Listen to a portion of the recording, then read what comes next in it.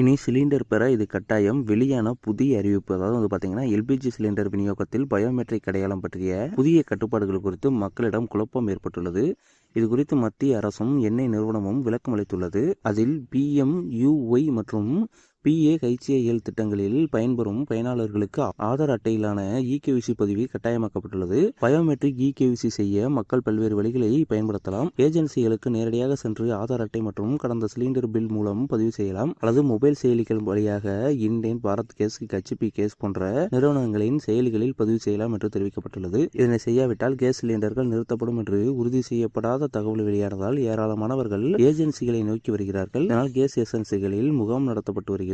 சமீபத்தில் சமூக ஊடகங்களில் பதிவு செய்யப்பட்டால் சிலிண்டர்கள் வழங்கப்படாது என்ற தகவல் வெளியானது. இதை எண்ணெய் நிறுவனம் மறுத்துள்ளது. சேவை நிறுத்தப்படுவதில்லை, ஆனால் திட்டங்களில் வரும் நலன்களை பெற EKYC கட்டாயம் என்று கூறப்பட்டுள்ளது. இந்த EKYC கட்டாயம் என்று எண்ணெய் நிறுவனங்கள் முடிவெடுத்ததல்ல, மத்திய அரசின் உத்தரவு.